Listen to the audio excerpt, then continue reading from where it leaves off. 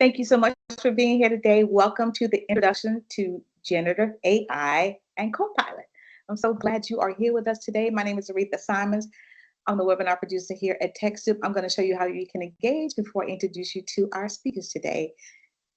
So everybody know you're on mute, and if you happen to come in and you're not on mute, kindly mute yourself as you're coming in. If you have a question, please put a Q in front of that question so we know that is a question, because there's going to be lots of people here, and the chat is going to be moving here very, very fast, very shortly. We have a survey, and we would love if you would just complete the survey. Just a few questions at the end. Also, we're going to be putting the link for part 2. There is a part 2 to this. At the end, we're going to be putting the link in there, so make sure you come on over for that section. And I'm going to introduce our host. Kim, if you have a slide for you guys, I would love to introduce you. Yep. We have Kim Snyder, and we have Corrine Wheeler and Destiny Powers. I'm sure they're going to tell you more about them. Kim, I'm going to turn this over to you. Thank you all for being here. Alrighty, thank you so much, everybody, for being here. I am going to have to unshare and reshare, because guess what I've got to do? Share audio, but I'll wait a second before doing that. Welcome today to Introduction to Generative AI, and thank you to TechSoup and Microsoft. I am here as are my two colleagues from Roundtable Technology. My title is 3DPO. We will not ask Corinne to explain that to you, though she could. And so let me next, Destiny, introduce yourself. Hi, everyone. I'm Destiny Bowers, also of Roundtable Technology, and I will be Kim's co-pilot today in talking about AI and Microsoft Copilot. I provide the corny jokes. We need her desperately. Corinne. Hi, y'all. I'm Corinne Wheeler. I'm the marketing coordinator for Roundtable, and I'm really just popping in. They're just humoring me by letting me be here. So I will pop in, pop out, and then pop back in. Thanks for having me, guys. All right. Thank you. And not at all humoring you, but anyway. Okay, so today's agenda, this is the introduction now. We're just kind of getting settled here. And we're going to be talking about what generative AI is, all right? What does that really even mean? We're going to talk to you, Destiny's actually going to talk to you a lot about responsible AI and what do we mean by responsible AI, and what are things that you can do in your organizations to ensure you are using AI responsibly. Oh, is that Monty? Oh, wow. That was a tiny dog. Okay, then we're going to talk to you about Copilot. This is Microsoft's chat tool, and we're going to be giving you an introduction to Copilot. We're also going to be talking through some use cases for nonprofits.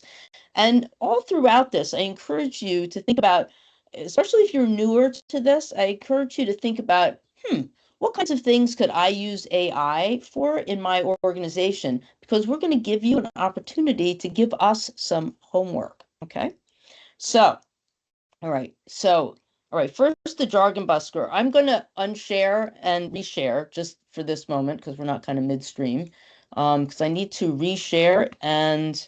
Yep. And while you're resharing, when we say jargon, a lot of times when you have these technical educational sessions, there is some technical jargon that we tend to use. But if at any point we're using a term that you are not familiar with, by all means, please put it into the chat. We will try throughout the session to make sure that we give explainers to things that we feel folks might not be familiar with, but we might hit on something that we don't explain. So if you need it, please put it in the chat. We'll stop. We'll give you more context. We don't want to use terminology that folks don't understand. And since we're all about the education here, we want to make sure that we don't, that we actually do provide an education, right? And now we're sharing again, so I'll hand it back over to Kim. Thank you so much, Destiny. And it is easy to lapse into jargon. This is occupational hazard, talking about AI, but yes, just let us know. Happily explain. Okay, first thing's a question for you. All right, and Kevin, I believe you have a poll for this in here lined up for folks. What is your current relationship with AI? Just interested to better understand how familiar people in here are with AI tools and how much you're using them.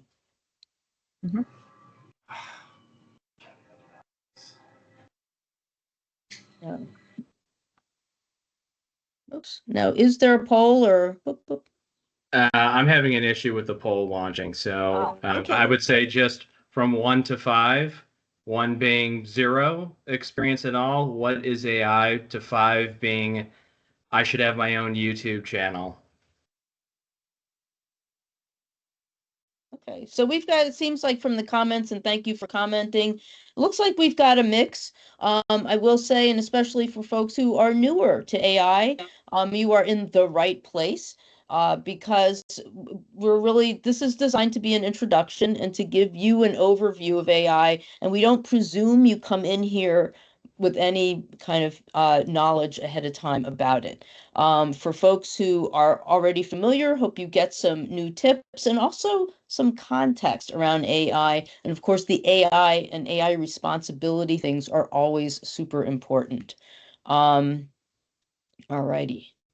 Okay, so before I get going too far in here, all right, so I've been teaching technology to nonprofits for like, can you believe it? Like 30 years. That's crazy. But I know I don't look a day over 40, right, Destiny? But anyway, I started teaching when I was 10. So one of the things that I've been my whole career, right? When I teach new technologies and working with nonprofit staff, even in for-profits, it doesn't matter, right? There's often this idea like, no, I don't have time to learn something else. I don't have time for this. You know, I'm too busy. What do you want? And so why spend the time? Well, what happens is people then do spend some time learning and they're like, wow, that was so much better. Wow, I should have done this a long time ago. Now, I've been saying this for many, many, many years for people. All right. The equation changes even further when it comes to why bother spending time learning about AI. What we're finding is we still sometimes will get from people. In fact, I was just talking to someone the other day, and it was like, no, we're too busy. It's like another thing. I don't have time for this. You know what? And what you see and hopefully I won't mess up these my slides here with this. We've got this guy, oops, saying if we let AI help us, we won't have any more jobs. Okay, you do hear that, and you hear people saying that. What actually happens is that instead of square wheels turning into round wheels, which was the old kind of model that I had, adding AI wheels kind of lets AI do some of the grunt work, right? The people aren't pushing the stones anymore. And it's like, wow, now that I've got some of this grunt work taken care of, I can actually spend more time doing some of the very human-centered, human quality types of things.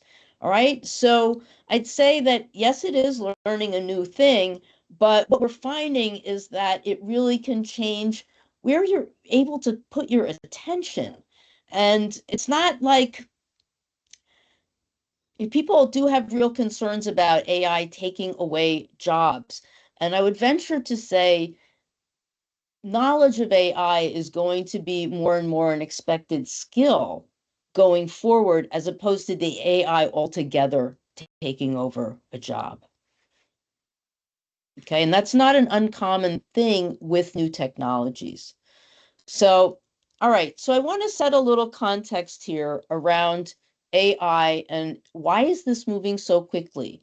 Why is this so all over the place that even my mom every weekend actually will say to me, AI, is it still a big thing?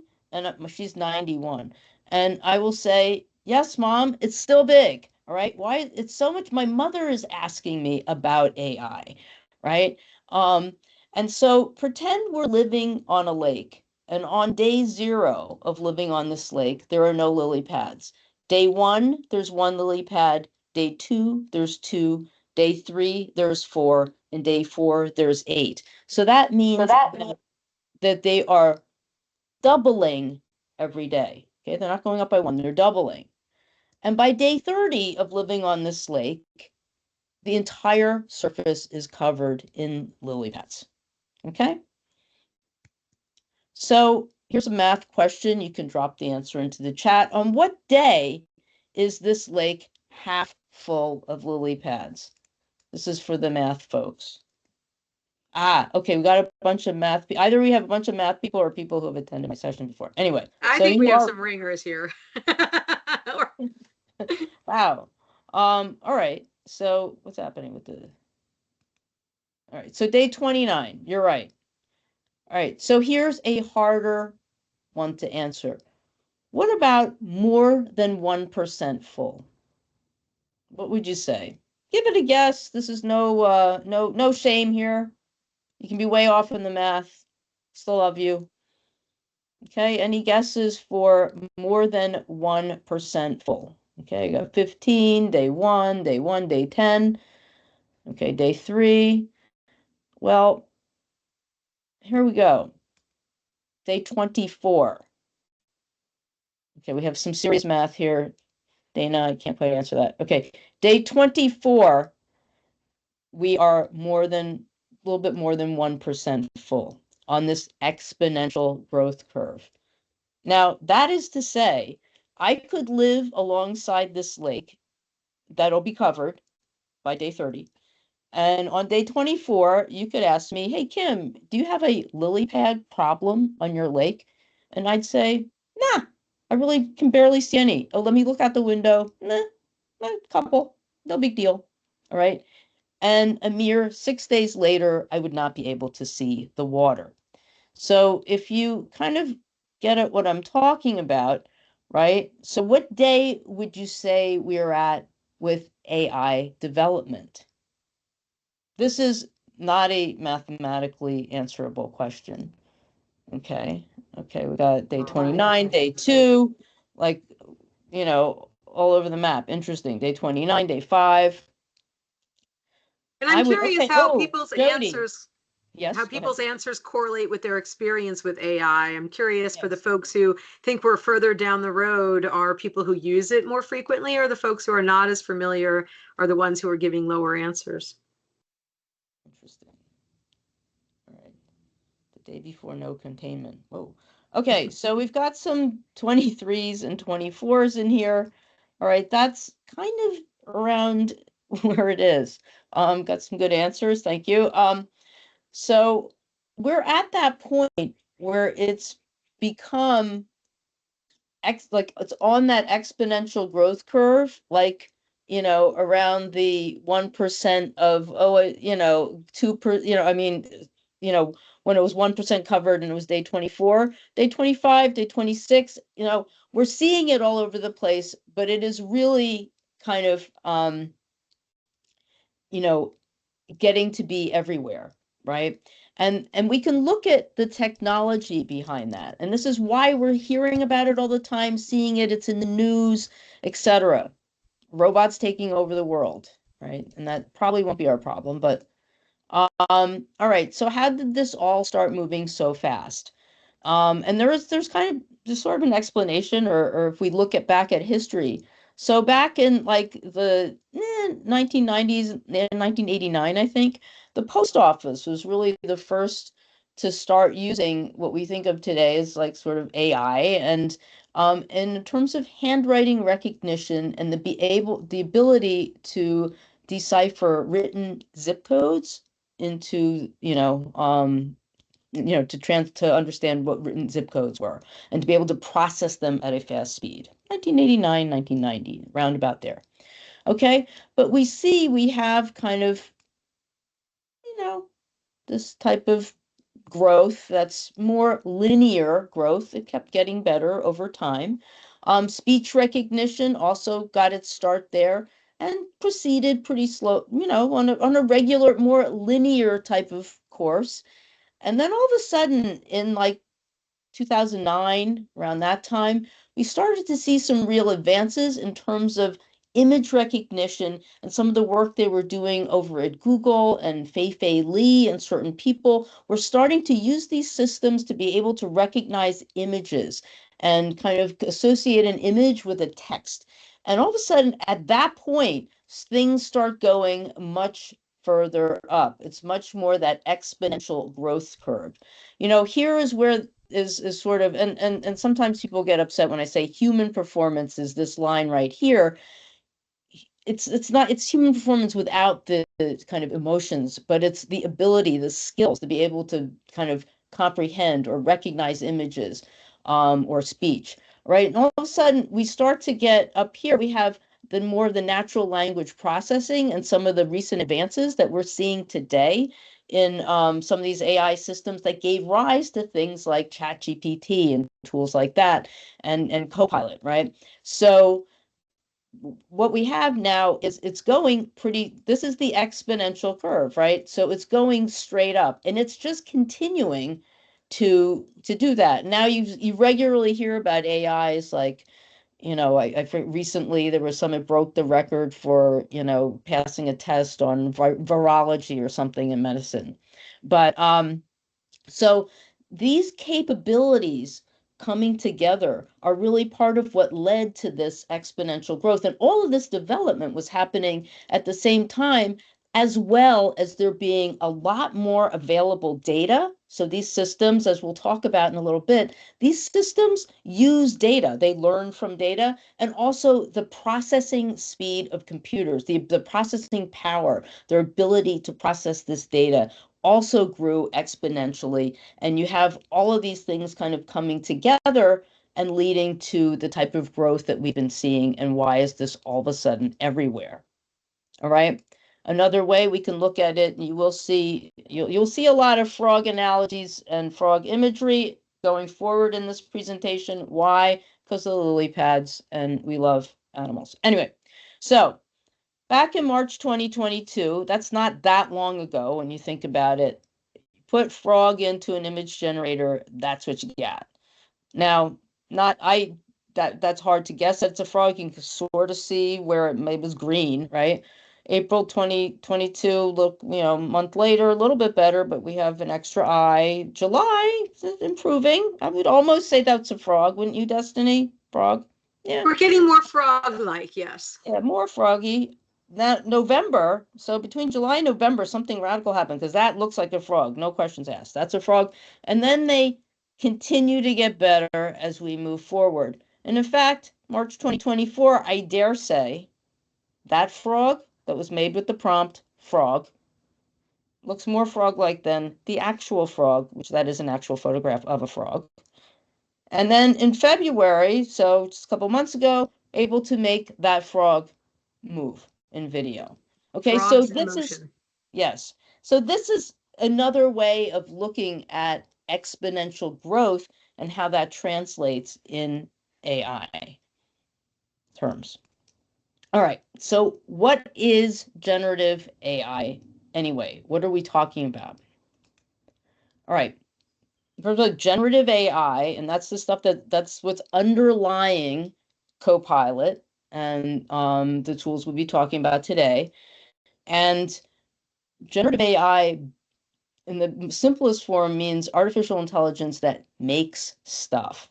Okay, so what happens is the person creates an input, right?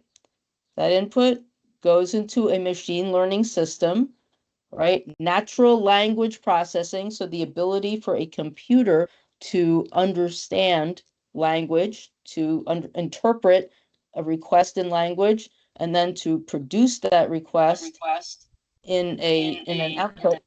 Oops, I am echoing quite horribly. Sorry about that. Um, so these are language processing capabilities, but what's feeding it is this big source of data. So just saying a couple minutes ago how the availability of data, and we do hear about how these systems consumed a lot of data in order to get so smart, right? And so this data then feeds the machine learning, which then processes and gets that input, and then an almost instantaneous system output. Now notice that sometimes when people are interacting with these tools, they'll say, oh yeah, that's a great answer, or, oh, thank you, that was wonderful. Actually, funny, this is total side story, but I just saw on a headline somewhere that the person Sam Altman, who is so famous for OpenAI and ChatGPT, said that people saying please and thank you cost him like tens of millions of dollars. It's so funny because I was going to point that out. We have some obvious AI enthusiasts in our organization, and some of them are very polite to the AI. And, it's always good when Skynet takes over to have done that. But I wanted to bring that article up because it's pretty funny that while manners always help, it is questionable whether or not the AI really cares if you have manners. It doesn't really care. But my take on that, just since we're talking about it, is it's always, I don't want to get in the habit of saying, write me this, right? I don't want to be that person. Anyway, I'm costing him extra money. I am a please and thank you person. So anyway, these responses then, unless you are in an enterprise system, we'll talk more about that momentarily, also go back into the system and feed it more information and then become part of this overall data that's been ingested. Okay? So that's known as reinforcement learning through human feedback. So yes, that's a good answer. No, that's not a good answer, etc. And please and thank you. So all of this data, it's consuming lots and lots more data. Can you imagine, as people generate more prompts, etc. And so that's why AI is always changing and developing, kind of always improving, because in here, in this machine learning part, it is kind of self-learning and self-improving all the time.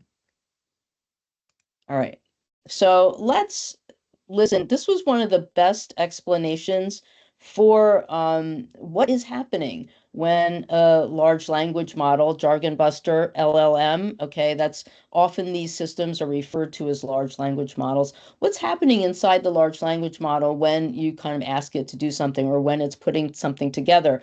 And I do want to do a shout out here for Tanmay Bakshi, who was 19 years old when I heard him speak at a keynote at this digital trust conference, and he's like a tech genius, and he was so thrilled to make this video for us because he knew that it would be shown to people in nonprofit organizations, and he thought that was a fantastic thing, that nonprofit people should be learning about AI. So is this gonna, oh, right, the pen is gonna be my, all right. All right. Can I make you go away? Okay. Hey. Say if you ask ChatGPT, what's AI going to do in the future, right? The way that ChatGPT generates a response for you is actually really interesting. It's effectively just entirely statistical language modeling. Given a sentence or given some sort of prefix, GPT's entire goal, its entire objective, is simply to take those words and predict, of all the tokens in its known vocabulary, the probability of any one of those tokens being the actual genuine next token in the sequence. That's all that GPT is doing. What you're seeing right now is a genuine visualization of the way that GPT, specifically GPT-2, would generate a response. It is simply taking words and predicting the probabilities of which word will come next. Okay, so the translation for that is it's doing probabilities. It's basically doing math. Okay, we could have called today's course Introduction to Probabilistic Statistics, Statistical Outcomes, and Copilot, but none of you would have signed up for this class because that wouldn't have sounded very interesting. But it also reminds me of the predictive text game that a lot of people like to play, where on your phone, when you're texting someone, it does give you what it thinks the next word should be. And so a lot of times folks are like, oh, put these words in and see what comes next and let it write a story for you based off of your phone's predictive text on the common things that you use. So we've seen these sort of statistical outcomes happen without us even realizing it, and that's where that can come from. But it's kind of mind-blowing when you think about having a conversation with these tools today and how quickly they can give you a response back, and that it's really doing kind of basically the same thing that the phone is when it's auto-correcting for me. All right, so here's some LLM systems. Okay, so these are some of the free systems. You hear about them all the time out there: GPT, GPT-4o, OpenAI actually has a number of different versions and models. Claude is another one. Gemini is from Google. And then we have, and these are all free, Microsoft Copilot web chat. Okay, so that's totally free. You don't need a a login for it. You can just try it out. Okay, and then here we have free with subscription. Okay, so Microsoft Copilot Chat, we're going to be talking about more, and it offers a certain level of safety that will make more sense in a moment. So we have with a subscription, if you have Microsoft 365 in your organization, Copilot is a free tool that comes with that. There are also paid versions of Copilot, as well as the other tools allow for paid versions.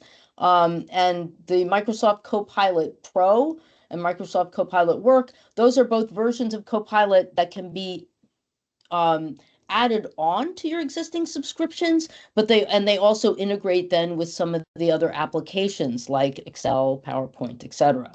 So these are kind of the range of different tools that are out there. All right, so generative AI. So we're talking generating, making stuff. What's it good for? For people who haven't used it very much, try it for brainstorming. If any of you have like blank page syndrome, which I definitely do, I could like stare at a blank screen for way too long, but now I can just start with a prompt. I can ask for help with that from the large language model, the LLM, and I can, I will have no more blank page pretty soon, and then I can start editing and shaping it more, or asking, further iterating on whatever prompt I'd made. So you can ask the AI a question, right? You can take prompt writing in any direction. You can try different things around different styles, different themes. I tend to avoid asking for specific people's styles and themes because it gets into copyright. Destiny, talk more about that stuff in a bit. But I can ask for certain general, please make this sound professional, etc. I really, and we can't say this enough, and I will probably say this many more times in this session, experiment. You will not break it. It will not get mad at you if you ask it wrong. It will not get mad at you if you ask the same question like 5 times. I sometimes feel like apologizing to it. Like, I know I'm asking again, but can you just change this one thing, right? It is kind of like the intern that won't say no. So, give it a try for sure. And I think with that, we turn to Destiny. Yeah, all right. Well, thanks, Kim. And this is something we touched on a little bit earlier, but I think is always in the back of people's minds, which is I'm familiar with the tool and I've heard it can do a lot of great things for me, but there are concerns. We talked a little bit about the concern, is it going to take over people's job roles? And then the concerns over privacy, concerns over copyrights and things like that. And that's what we want to talk a little bit more about in this section, because I'm the security focused person here, is how can we use responsibly, and what can we also do about having AI tools being created responsibly. Slide, please. Did it? Oh, it didn't switch. It's being a little stubborn. Okay, there we go. All right, and so this is, and I will say this about AI in general, where there always needs to be that human involvement and that human element. But in this case, this is where people, and particularly I feel nonprofits, really come into play. While we have seen that exponential growth, and we've seen in Kim's graph the trajectory, it is still in development, right? This is not something we've had for 50, 60 years, and there's constantly things changing about it. And this is where I think that we have the ability to give a lot of input into policy, input into pushback when an organization, feels that this is not being used in the right way, or going to the vendors and saying, we don't like the practice, or you've changed something, and having the voice of the community feedback to the different companies developing AI in the same way we want to feed back to the responses of our AI is important. And so I think, really paying attention to the field and seeing how it can impact the way that you work within your particular missions is helpful, because having your voice heard in the development of something that will become part of our everyday life. If you think back in some of the technologies you use nowadays, and if you had said, gee, I wish I was there, 20 years ago when email was really in development, or other aspects like that, you may not have had the opportunity because technology was still new to a lot of people when some of these things came along. But now we have used technology for a really long time, and we understand a little bit more about it. And so now we have the opportunity to make our voices heard, that human-centered perspective. And this is where we look at something we call the... Okay, next slide. Next slide. The circle of influence. And this is where we can look a little bit into where we have our concerns, things that we are worried about, versus the areas where we have influence, and a little bit smaller is where we have control. So we're concerned about this rapid growth of AI and the biases that might be built into it, job displacement. Unfortunately, hackers and threat actors leveraging AI for misinformation or for spamming and phishing campaigns, and some of those other risks, right? So that's what we're worried about. So then if we take a look at what we have influence over, while we might not be able to directly do something about these, there are places where we still can influence over talking to different areas of legislature and saying this is what we want to see, and working with other organizations for internal use, or collaborative or cohort use on what makes sense. How do we want to see this being used? What policies can maybe we establish across the board to say that this is what we feel is the ethical use of these, and then using that to influence, and doing some of your own research and things that I think nonprofits are great at is advocacy work, saying we want this to be in place, because that will lead us to the areas where we actually have control. These are the things where you can directly decide what happens, and that is knowing how to use AI, making determinations for yourself and for your organization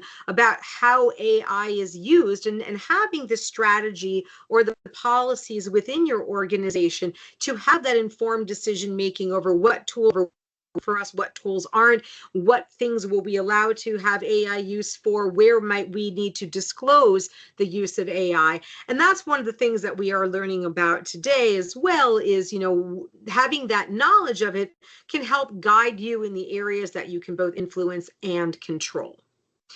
And so this on the next slide takes us to some of the other things about the use of AI, which is why policy becomes important for your internal organization, is understanding where the information can just blatantly be incorrect. And we've seen a lot of fun things on the news, as well as some of the things we were mentioning in chat about how original AI images had the finger problem, where it didn't know how to do hands, and folks were coming out with 7 fingers or no fingers, or arms coming out of the middle of their body. And it's the same thing where, from responsible use of AI, says that when you use it, you need to have that human review, and you need to make sure that you are not taking AI at face value. And you'll see a lot of times nowadays it will even say AI can be incorrect about things. Please check your work.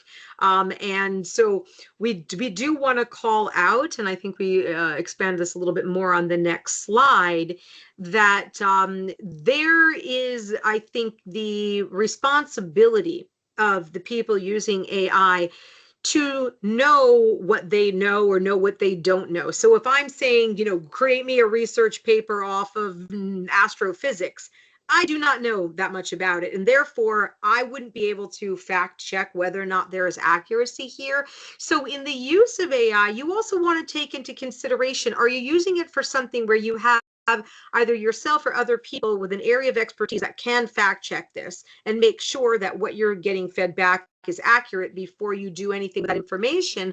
Or are you going into a realm where nobody is able to fact check this? And then you might stop and say, we're not going to use AI in areas where we have no expertise to make sure that what we're coming back with is not a confabulation or is not accurate. And I think that leads us into, and Kim, I kind of switched the slides around you a little bit on that, the human feedback loop, which is, this is not, one directional.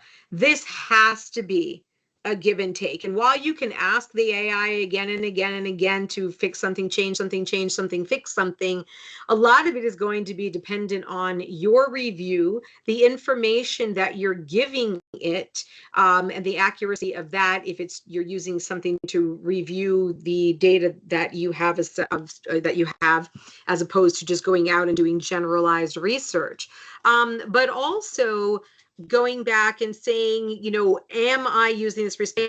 Am I generating something through AI and then putting it out in the world saying that this is not AI generated, or that AI did or did not have a part of this? So you also want to think about that in the conversations you have when you've generated content. Is it something that has disclosure related to it? Do we want people to know that there was some involvement of AI, or have we done enough iterations of it where this is really about us and it is just, compiled existing facts, or done some research for us, or kind of kicked off a little bit of that blank page syndrome? But the other reason that we want to keep AI in the loop, and I think we're going to turn this over to I think these got switched back. I'd reordered them a little bit, is about bias. So unfortunately, the world is biased. And that means that the world's data that a lot of LLMs have been trained off of is also biased. And that's why the other part of human review comes in, not just for fact checking, but for bias review, where you don't want to put things back out into the world that have that inherent bias built into them. And I think that, from the ethical standpoint, and particularly people working in mission-based organizations who are trying to stop the perpetuation of some of this bias out there, it is knowing that when you are not basing your use of AI off of curated data sets that you're providing, that the data might have some bias to it. So Kim, on the next slide, are we going to, I think yes, so I had switches, but yeah, so we're going to talk a little bit about what's called the pale male data problem, that it goes a little bit more into that bias piece of things. Researchers like Joy Blomweeny have repeatedly found that certain groups tend to get excluded from the data that AI is trained on, putting them at a serious disadvantage. With self-driving cars, when they tested pedestrian tracking, it was less accurate on darker-skinned individuals than lighter-skinned individuals. Joy believes this bias is because of the lack of diversity in the data used in teaching AI to make distinctions. As I started looking at the data sets, I learned that for some of the largest data sets that have been very consequential for the field, they were majority men and majority lighter-skinned individuals or white individuals. So I call this pale male data. Okay, pale male data is an objectively hilarious term, and it also sounds like what an AI program would say if you asked it to describe this show. But biased inputs leading to biased outputs is a big issue across the board here. And so I think huge shout out for that information. And for those of you who want to hear more about it, there's a podcast and also a transcript of her interview that might be informative. But all of Destiny. that leads... sorry. Yeah, no, go. I'm cutting it. But you know how Destiny was saying a few slides back about influence, okay? So Dr. Joy Buolamwini had a tremendous amount of influence from the stuff she studied, because she was the person who did those bias, like who looked at Amazon and even Microsoft, like did bias in the training data. And you know what? When she presented that information, I do know actually Microsoft did adjust their training data. Okay, it actually changed it. So that is to say that the kind of the circle of influence there can be actually quite real. And that is where nonprofits and more human-centered thinking people can really make a difference. So that's my, and I love her writing and her book and etc. And so, and I think that's, I think that it's a feeling sometimes people have when it comes to technology is to the, can we really change anything? And the answer is yes. Fortunately, yes, you can. Yeah, and so this is where we also want to touch a little bit on the privacy side of things. So there are free tools, and then there are paid tools. And the concern has always been, what tool is it okay for me to use more sensitive data in?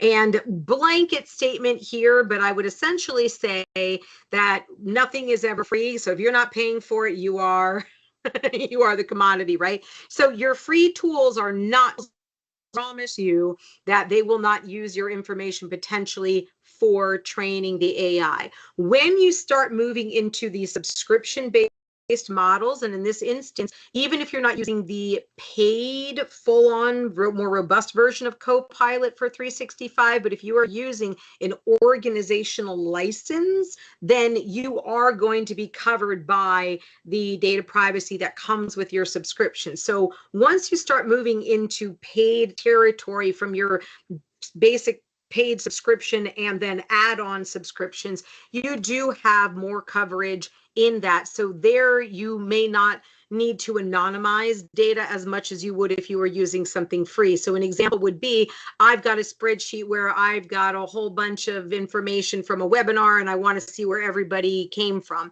In the free version, I would not feed that spreadsheet in with names and addresses and locations because I'm not putting that data out there in the world, but I'm doing that within my Copilot for my organization or something else that is covered by my organizational policies, the policies with the vendor.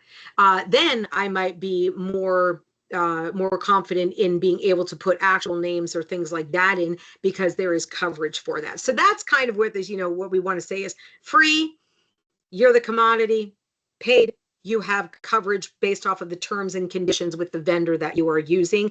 And if you're ever not sure, take a look at the terms and condition and AI usage policy for that platform and see what it says about how will you use my information? Will you train your AI with my data? And so for products that, have all of a sudden started throwing AI into them, like, oh, I use a, paid or unpaid, video conferencing platform, or all of a sudden it started popping up in my Salesforce or things like that, you can take a look at conditions, but a general rule of thumb is free, going to train, not free, not going to train. Okay. I was just going to type an answer, but hold off. And there you go. You're just talking about. And there you go, for all the folks who are asking about the Copilot specifically. Yes. So if you have an organizational subscription, be it Microsoft 365 for nonprofit donations or a paid version, even if it does not include the paid Copilot add-on, then you do have those protections. What the paid Copilot add-on will be on top of your existing subscription will be additional features that you get and more robust things that you can do in Copilot. But for the Copilot chat that you're seeing with your organizational subscription, then that does have those protections over the input of your data, and it is not training on it. Oops, I'm just typing an answer because there seems to be a lot of confusion about, or not a lot, but makes sense because it's a little confusing because we're saying if it's free, then you could be the product. In Microsoft Copilot, like if you have a Microsoft 365 license, right, and your organization has that, and you are using the free version of Copilot, so you've not bought the extra one, that is still protected because what is kind of the subscription, what you're paying, those licenses are it's what included. Make it paid.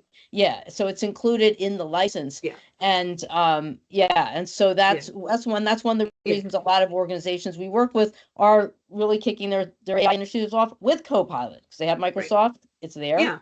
And, and from that, and when we say paid, you might be receiving a donation. So while you're not paying for it, you would have been paying for it if you were not a nonprofit. So you can kind of look at your licensing that way. So if you're on Microsoft E1, E3's basic, business premium, and those might be, donations, they are like a regular paid subscription. And so Copilot Chat is coming gratis with that. But then you could also add on with the more robust, additionally paid Copilot piece of things. However, that does require you being logged in with your organizational chat. So if I'm at home and not logged in with my organizational account, and I just open up Edge and go to, Copilot there, where it is, not logged into anything, then no, you don't have that provided coverage. So the caveat is, for those protections, you are logging into Copilot with that organizational account, and then that coverage protects you. So if you're not logged in, consider it free. If it is logged in, consider it protected. Exactly. So hopefully that provides clarity as we dig into licensing models, right? And this is where all of the polite people to their AIs come into place. Is you decide what it's going to work on, you decide what it's going to do, but you want to be clear with it. If you say, make me an image of a frog, you're going to get a lot of different things. But if you need to say, well, I want an image of a frog who's sitting at a computer with a larger frog looking over its shoulder in a cute cartoon way, that you want some specificity there. And, we talked about validation, but we can also talk about, the benefits, which is you can ask your AI to do the same thing again and again and again and again. Something that you would never consider doing to a coworker because they would probably get fed up with you at a certain point. You can do this. So you can help it think through things. You can think through things. You can try things in different ways, and it's not going to tire to. So that's one of the nice things about it, but you still very much need to be involved in the process. All right. So this is a two-part question, and Kevin, are the poll questions still a little finicky today with us? Yes, they are. Okay. So then we'll start out with a two-part question. The first one, what you see on the screen, is, do you think anyone in your organization is using AI for work-related tasks? And then do we want to start with the second question before people answer the first one, Kim? Yes, there's a lot of yeses. There's some couple no's, but I'd say the yeses are winning this. Okay. Because then we kind of follow up with so it sounds like you pretty much are sure that folks are.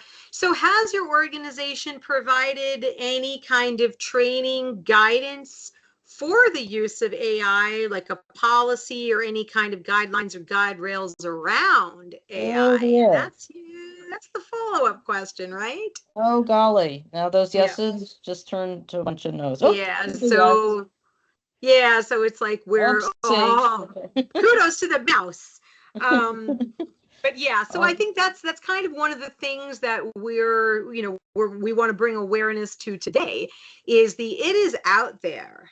And when it's out there and it's basically running wild, it's time to start thinking about how your organization wants to use it, what you want to approve for use versus what you may not. That's why it's really helpful for things like this. And our Copilot conversation 2 seconds ago is, if you're already in Microsoft and you know that it's already okay to use it, then that might be the way you start out with a policy. Like, at this time, we are limiting use to Copilot logged in with your organization. And so there's, and I know I'm jumping into your slides, I think here, Kim. Oh, are you going to? Oh no, I think I'm still rocking on. Okay, yeah. So I think this is absolutely time to start thinking about having guidelines while you develop a strategy and a policy. And we normally recommend starting with something like identifying the tools you have that fall under your protections, like Copilot if you are a Microsoft environment. Google has their Gemini, and then thinking through in what areas until we're more secure in our knowledge, do we want to say, do not use it for this, or do not put this kind of information yet until you can be more robust? And so there's a link here, which I think will be provided, that there's an AI usage policy that you can use as a template. So if you don't have one and you're not sure, start developing one, grab this and start using this as a kicking off place to develop your policy, or at least guidelines, and then think through about some of the other tools that folks might use, like AI recorders or note takers, within video calls. And so think about those as well. And so, the more that you learn about it, the more that you can then iterate on your policy once you've decided to introduce other tools, or think through about utilization, maybe talk to the different departments, or do a little survey to figure out how people are using it now and what they might want to use it for, so you can start developing a more robust policy to put those into the right buckets and help people figure out where and how it should be used, because people do want guidelines when it comes to technologies they are not familiar with. Everybody wants to do the right thing, but sometimes they need a little guidance in order to do that. Absolutely. And oops, what happened to my mouse? There it is. Your mouse ran off to be a GIF in the chat. Yes, it did. It was a good gift, though. Okay, we'll talk a little bit about Copilot, but before we jump right into that, I just want to say that for all those yeses and nos that we saw, right, that that's often the case. So it's not like this is what we see and hear all the time when we teach this. It's like, because AI is pretty easy to get your hands on, and it can really help with work tasks. So a lot of people, for all the right reasons, are using AI tools to get their work done, but they have not been provided guidelines. And it's not just nonprofits either. It's also for-profits who are struggling with this. It's getting those guidelines out there so that people know, like, okay, you can't use any tool, but if you're at work and you're logged in, use Copilot. That's available for you. So that's an example of the type of thing, a guideline that a policy would give you. Yeah. So, I mean, how long did we have cars before they said seatbelts were mandatory, right? Or necessary even. Yeah. Or even driver's ed. Which, anyway, so I'm going to talk a little bit about getting started with Copilot. This is especially for folks who have not tried it at all. So if you haven't tried it at all and you don't yet have any subscription, okay, you can try it for free. As Destiny said, don't be putting that personal information in there, but you can certainly have it help you write an email. You can create an outline. You can even do a little research. Go to copilot.microsoft.com. You do not have to be logged in. You can ask it questions in this text box. And, so you just go to that in your browser, copilot.microsoft.com. You can give it a try. Okay. So that your data, because you're not signed in or anything, that data would go back to part of the training data, which is normal for this kind of thing. So that's why you just wouldn't give it like personal information or anything proprietary or sensitive. All right. If you have a Microsoft account, okay, now that could be a personal account. I happen to have both. I have a work account and a personal Microsoft family account. Okay, so this is on the left. This is my family account. I'm logged in, right? So you can tell. And I go to copilot.microsoft.com, and then I can, use it, ask it questions, etc. And I can check my privacy settings on this, and then set them so that the data does not get shared. Okay, that's good. But even better is at work. Okay, so this is our colleague Joshua logged into his Microsoft account at work, and see this little green shield? You will all see that too when you go to copilot.microsoft.com when you're logged in at work in your work subscription, and that means this data is protected. It's protected like the data in your SharePoint, like the files that you have, that your organization has. And someone asked earlier in the chat, but is any data safe online? And there's certain terms and conditions. So yeah, I mean, Microsoft and some companies can't like just have data all over the place. So this data is protected as per the conditions and the policies that you have on your Microsoft, enterprise system. So, but yes, so this means it is private. Okay. So that's how you access it. So you can try it whether you have it or not. Uh, try it for free. Uh, and I think Matika earlier put in the chat all the different kinds of, it does come with many of the different types of licenses. All right. So this is focusing on that green shield, right? That's what you want to look for. And this means that the data is remaining in your account.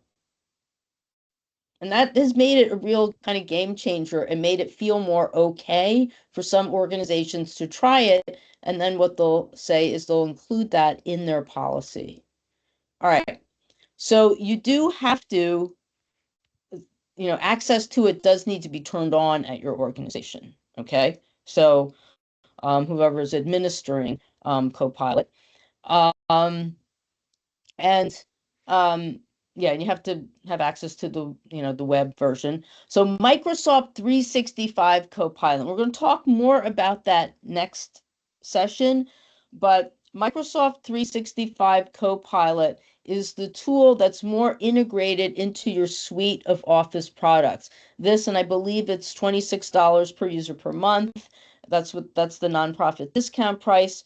And so it's more integrated in tools like Word, PowerPoint, Excel, Outlook, etc.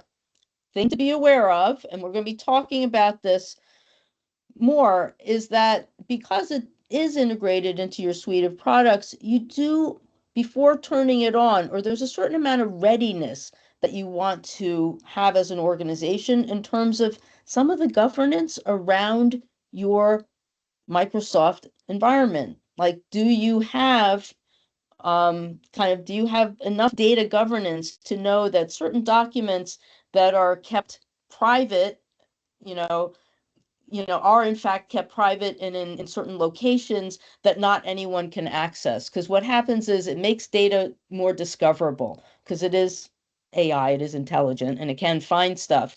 But if you happen to find something that you really shouldn't be able to find, that could happen too. So that's why you really want to start thinking about your governance of your data in your Microsoft environment. So, all right, so this is the chart of what the different types of plans of Microsoft Copilot, right? So Copilot Chat, 365 Copilot Studio, and we're going to show you some of that next week. You can make agents with it. I'm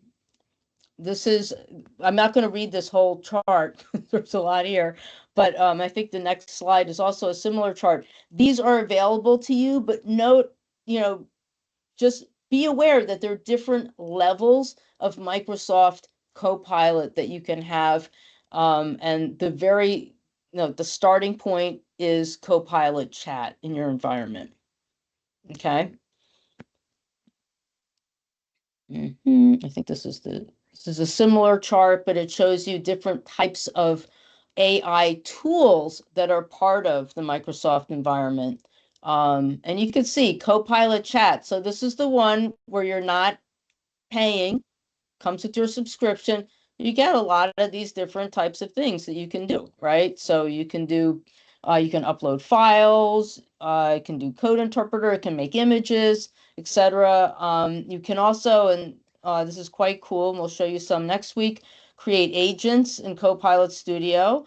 And agents are kind of specialized little AI bots that you can create and use.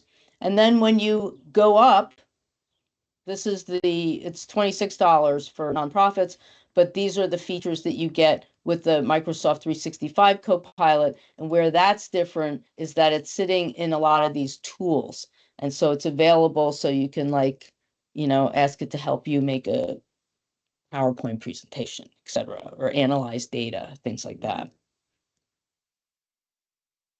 And I think this is also helpful on the people are asking about the personal license side, that if you have a paid individual account where you bought your own subscription for your own use, then you do have some of that access. I think there's the Microsoft Live account, which is a free account that you might have created when somebody shared a Microsoft document that has no subscription affiliated with. That would not fall under the same protections because that is a truly free account. Okay. Yeah, and I think someone asked though earlier, you're not having any trouble seeing my screen, are you, Destiny? Anyone? You see it I can okay? see your All screen right. okay. I know someone was having trouble, so hopefully that got straightened out for you. And Kevin, I'm going to assume the answer is yes. This is a good question about being able to use kind of agents across an organization and being able to share them. I might defer to the guru of Microsoft that's on this call, Kevin Mulholland. I don't know. Yeah, so the access to agents is a prerequisite of Copilot, the Copilot add-on subscription. Okay, and you could share them. Yes, you can. Okay, I thought so. I just wanted to make sure. So yeah, so there's a lot of information here, and you see you do get some of these things even in the individuals version. All right, so here are some use cases. Oh, I just wanted to address one question. For those who Yes. were trying to squint at the chart, when you receive the slide deck later on and you have it, you'll be able to blow it up to read it. We know that it's kind of small to read on the screen. Oh, and yeah. from people are asking Kim for a definition on what is an agent. So I think that might be helpful to describe a little bit about what an agent is. An agent, and if you come back next week, you'll see some in action, right? That's a nice little trailer and hook. Would they be secret agents? Yes, well, sort of a secret agent, because it's got a secret instruction to it. So say there are certain types of things that you do all the time. For example, here's an agent that I use. I'm always trying to figure out how to write a better prompt so that I could get to my output, gets me closer to what I want, right? And so I will use an agent. Think of it as a pre-packaged complex prompt that you can kind of use whenever you have that task that you need to do. So instead of, I have a complex prompt that actually asks it to make a good prompt for me, right? I have pre-packaged that into an agent. And so I can just say, I can click on that agent, open it up, and say, please make this prompt better so that it does X, Y, and Z.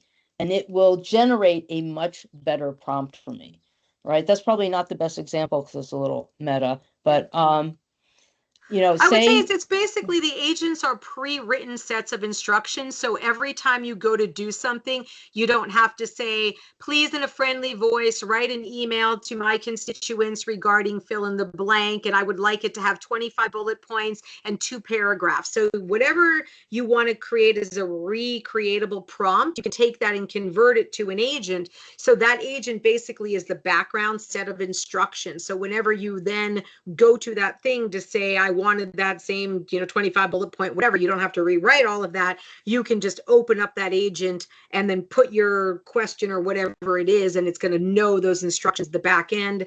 And then exactly, it is kind of like a template, exactly. And you can even feed it documents to say, base it off of like these particular regulations, this template that we always use for communications or something like that. And for those who are saying, we'll show that in the next session where we do our bit of our do fest. So you got to come back to see it in action.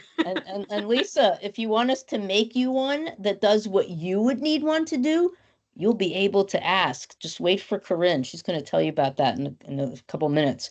But an example of an agent, okay, so something I do all the time that is a really long and tedious prompt is I work in privacy, and so I'm often looking at privacy regulation from different states. I work in privacy. I am not a lawyer, so I need them to translate. The AI helps me translate these, but I have a very complex set of things that I wanted to look at. And so what I've done is I've created essentially an agent, and I'm happy to demo this next week. I've created an agent that evaluates draft legislation and gives me and answers a certain set of questions for me. I don't have to type that out every time. I can just drop a URL or upload the PDF of the legislation, and boom, it comes out. So that's one of my favorite agents that I use all the time.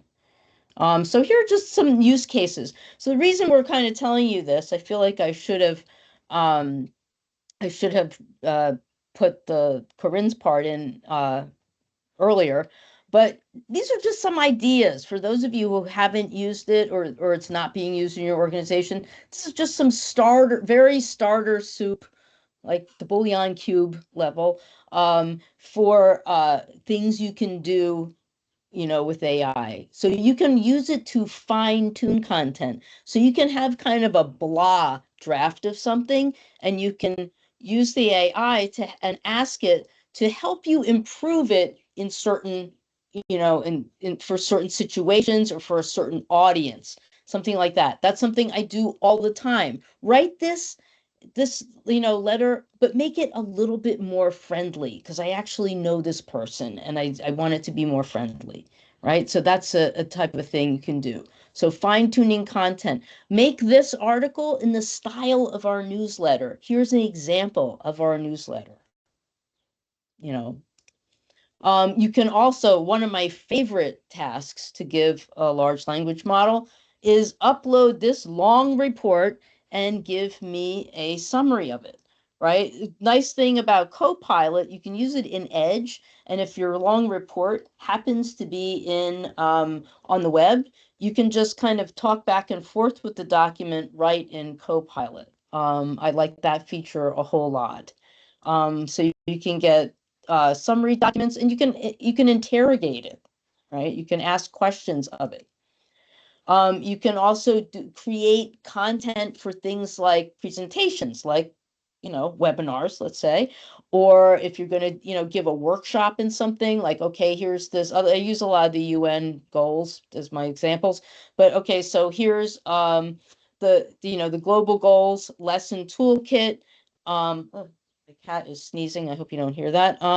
Anyway, and so I can say I need an agenda and discussion points for a 1-hour workshop on this. All right. It's great at generating ideas. Again, remember Destiny's thing, keep a human in the loop. It's just my first draft. So it gives me ideas, which then I can go ahead and, fine tune. Similar type of thing, analyze a report and create personas for that report. So sometimes I like to, we need to promote certain types of things to different audiences. Well, help me come up with some personas that might be interested in this presentation or in this subject matter. You can tell it where you are and say, think of some personas. You can also generate specific types of social media content. You want a LinkedIn post versus an email versus something for Blue Sky, for example. So it can create these different types of things to help you promote things. The use cases are really quite endless, right? So, Corinne.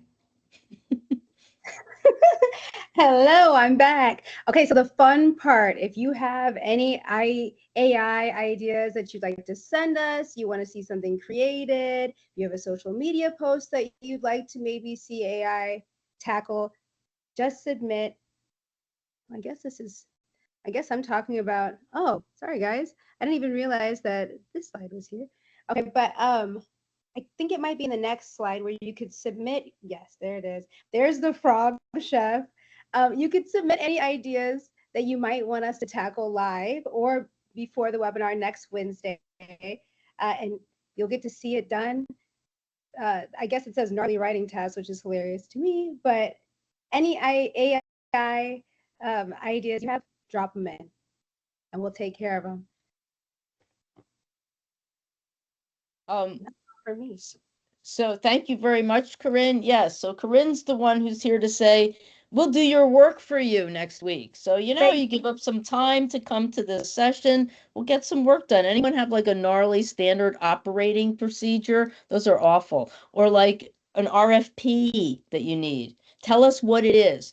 Jody, you asked, how can an accounting department use AI? Lots of different ways, but we can have a think about how to answer that general question, but if you have a type of thing that would be helpful to you as someone working in an accounting department, Yeah.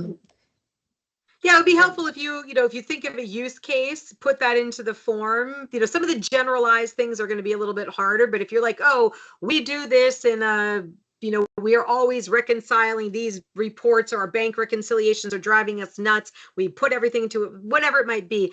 Throw that all into the form. So if you wanted us to look at it, put it in the form, because we probably won't be able to pull it out of the chat here, but we'll pull it out of the form. And I see some responding to grants, AI policies. We can do that. So just drop it in and we'll take a look and see what you can do. Form it. You can translate. Form frog it. In Russian. Okay, if you can give us that, if you can send that one in, Ron, and you come back next week, I will give that a try. Sometimes it's a little funny, but sometimes it works. But I mean, then again, you would need to know Russian and Hebrew, Yiddish, as well in order to confirm. Yes, I can't verify it. Yes, we can see if it translates it, but we cannot verify it because I am not a language expert. So I think that's where we'll kind of go back a little bit to you need the human on the other side to validate what it's coming out with. All right, so put them into the form, submit your specific requests in the form. Tell us about your grant, Hattie, and then we'll help you with it. Give us information. That the form has a whole thing where you can fill out. And yeah, I'm sorry, his fingers are a little creepy. It's the first time I've noticed. We might have to refrog him. I might have to. might have different hands by next week. Just hold on. New frog chef, right? So I think this is the part where we open it up for questions. And you're invited to, I think, come off mute if anyone has any questions. Oh, someone did have a question about what are the differences between ChatGPT and Copilot and blah, blah. Okay, so the reason sometimes people will conflate GPT and Copilot is that for a long time, and I don't know, Kevin, you can probably answer this more accurately than me, but initially, Microsoft's large language model was GPT. It was the same engine that you have in ChatGPT, right? So it's built off of the same open AI technology initially.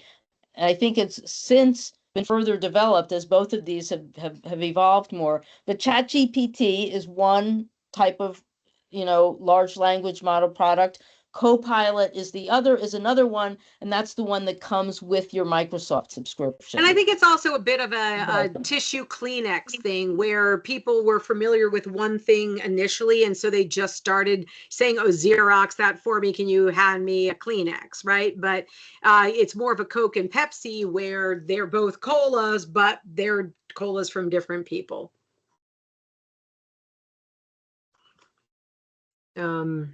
There's so many things flying through the chat. Okay.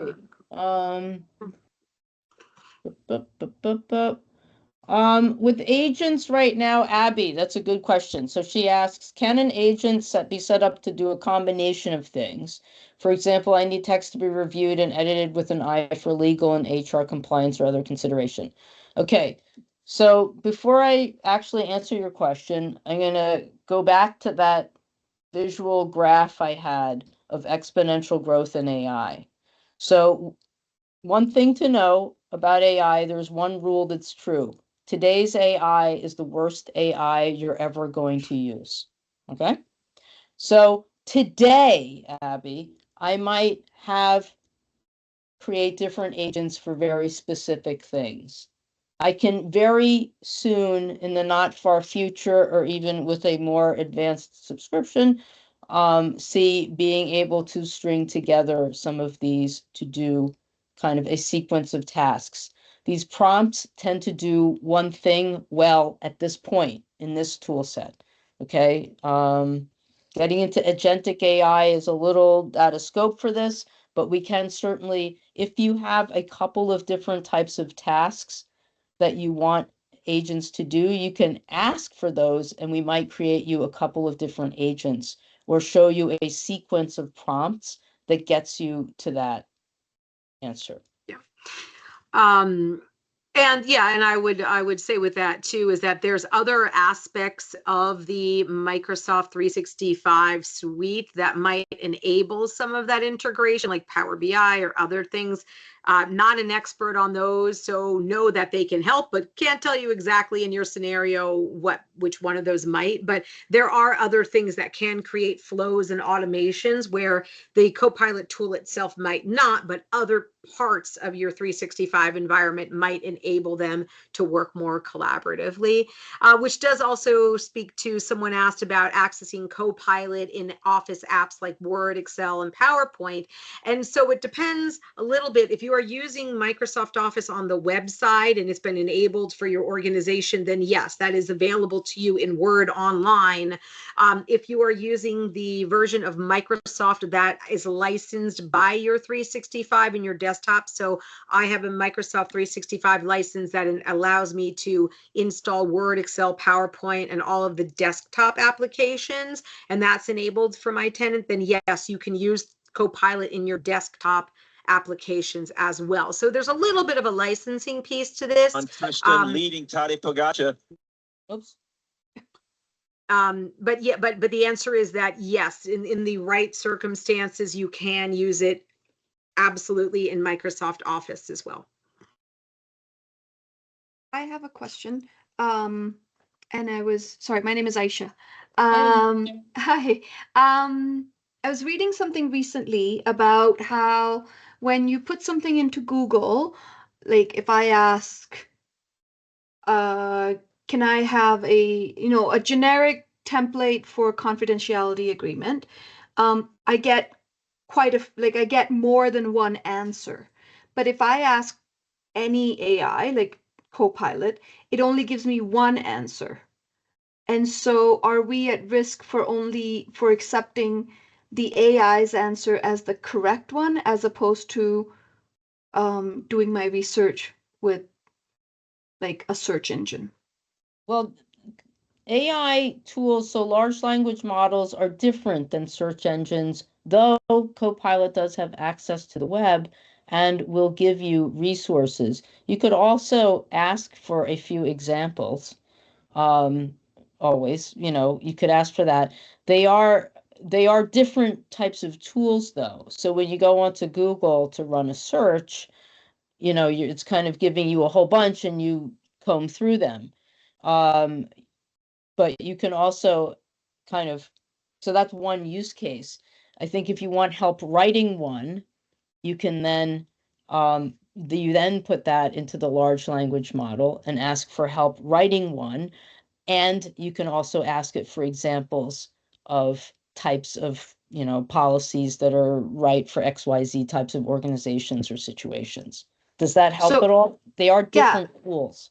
I think so. I think how I've understood it, or how I see it, is it's the difference between going to the library and going to your professor. Yeah. Okay. That's a good, yeah.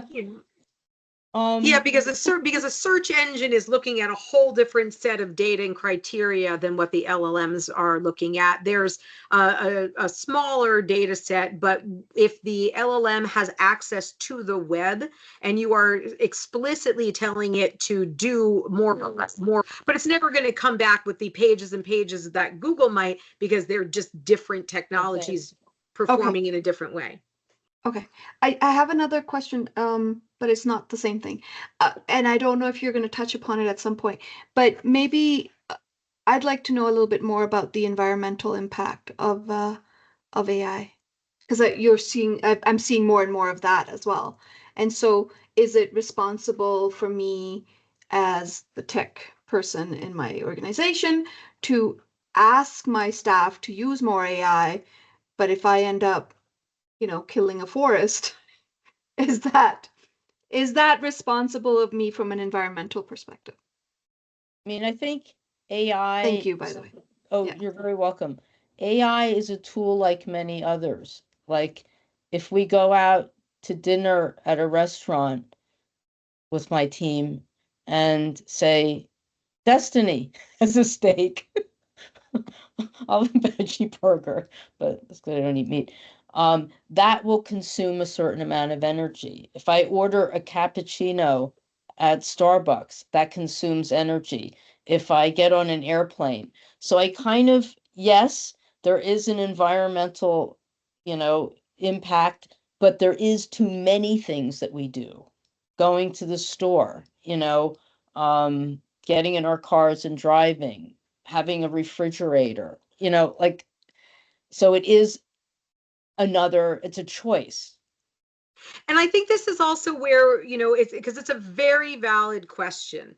And it does come up. And I think this is also where, when we look at the areas of influence that we have, in saying that we want to push the folks developing the LLMs out there to be more environmentally conscious and to find ways to not expend a lot of energy in doing this. And there's also different amounts of energy expenditure depending on when you're using something that's already been trained versus the training. So what's used is not the same across the board.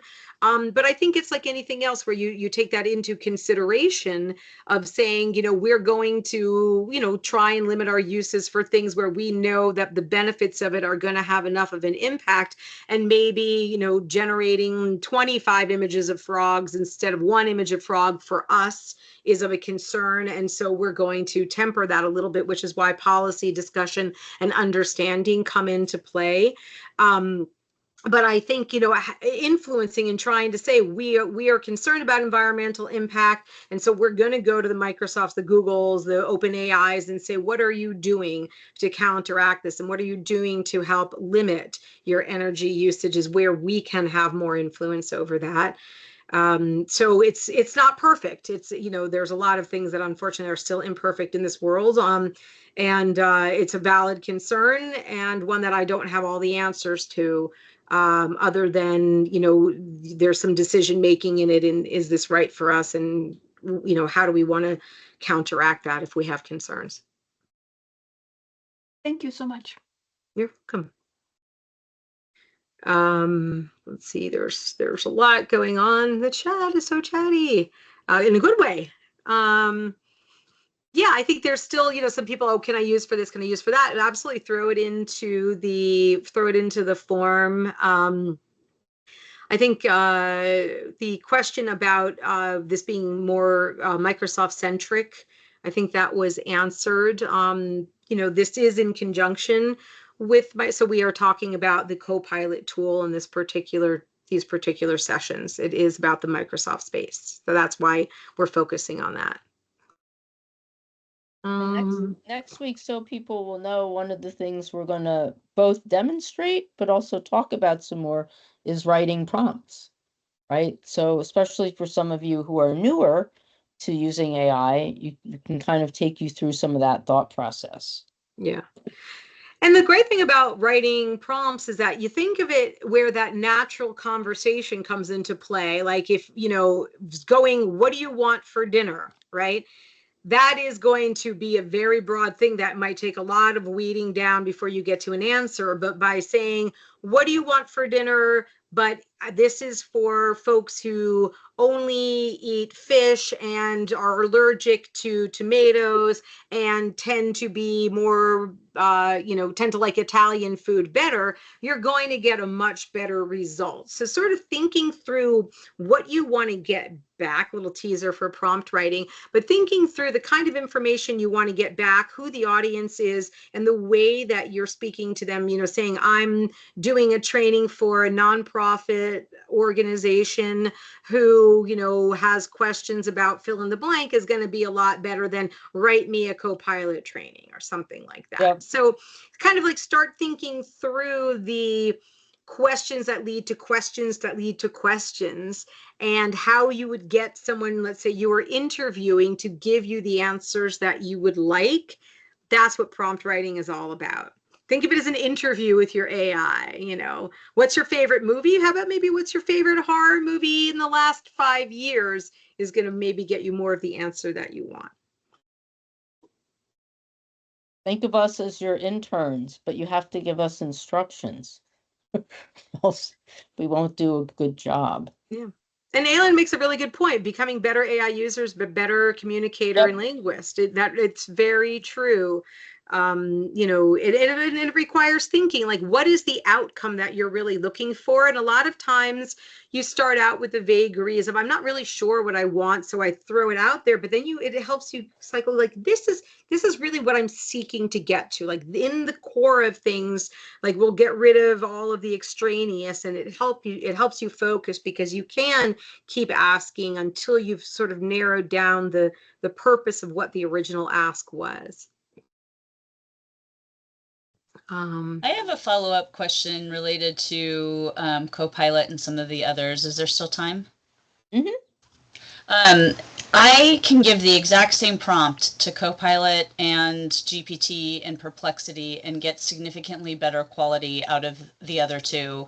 And I'm just wondering, is that because I need to do some sort of training internally, or like what's going on? I saw a couple other people mentioned the same thing, so I figured I would just figure out how can I get that to fix it, because I realize Copilot is a great tool, and so I don't know why I'm getting lower quality. I think, well, agents might be your friend here. I think that these different AI systems have different personalities, right? And sometimes it's getting to know the personality of the AI tool. And again, practice. I can't speak to not seeing the prompts. I really can't speak to what would make one better or worse. Perplexity is more of a tool to use when I'm trying to get resources to things. I know that. And it may also be a level of tool where if you, for example, have a paid instance of one and the other free, like, or you might have turned on or off access to the web for deeper research. So there's other things about the tool itself, but I think it's the same thing about asking. If you were asked Kim and I the same question, or Kim and me the same question, we're going to answer differently. But if you maybe ask me the question a little bit differently, I might come back with an answer that's more in line with Kim. So sometimes, to Kim's point, you have to target a little bit to the way it responds. And I found that when creating images with Copilot in our last Do Fest, where I wasn't getting the results I wanted, and it was sort of that lesson in insanity of like keep trying the same thing over and over again and expecting a different result. And then I took a step back and I looked at something and then totally flipped the way that I did it, which was the opposite of how I would have done it in a different platform, about getting the results I needed. So sometimes it's just about learning how that operates and doing it differently than you might do for something else. Like some people you can convince to do something by saying reverse psychology. No, you don't want to go for a walk this afternoon. And then you ask your dog, you want to go for a walk? You want to go for a walk? And they go, yes, please, please, please, please. So it's about how we interact with the tools and understanding how they work. That helps a lot in getting the results that we may be better or maybe, worse, depending on the original ask. I will say that Microsoft has a treasure trove of kind of prompt writing tools and tips. And in fact, that's how Destiny kind of cracked the nut of how to get that image, because we were both perplexed. I couldn't get it either. Mine was getting more and more like out there. And then there was a tip sheet on like how to write a prompt for this kind of thing. I was like, oh man, that worked. Follow the instructions. Yeah, the minute I did it, I was like, wow, totally different results. Yeah, that was for photography, Kim. It was, but there in the Microsoft tool set, there's like a prompt gallery, right? And so these are prompts that are you know, optimized for this environment. And there's tons of them. Like you can look up by use case and stuff. Yeah, and that's something we'll show in session 2, but you know, a little kind of cheaty preview, if I could figure out how to get to it. Hopefully I'm showing the right thing, is that you'll see they've got some of these pre-written prompts, and you can even pick from the what is it for, what is my sector, you know. So a lot of people are asking about grant applications. They have a prompt for that. Fundraising letter, they've got a prompt for that. So there's a lot of things that have already been sort of thought through where you don't even necessarily have to come up with something, where you can just tweak what's already out there for you. So teaser for session 2. Come back and join us. That's a cue for session 2. We'll be dropping the link in there, and you'll also see it on the video replay. When you get the video replay email, you'll see the link to sign up for all of our sessions. This has been great, Corinne, Destiny, like so much information. I know it was a lot, but guess what? Again, you'll be getting the video replay and the slides very, very shortly. There's lots of thank yous in the chat. We want to say thank you for attending our webinar, and we will see you on the next one. Bye-bye, everybody. Thanks, Bye.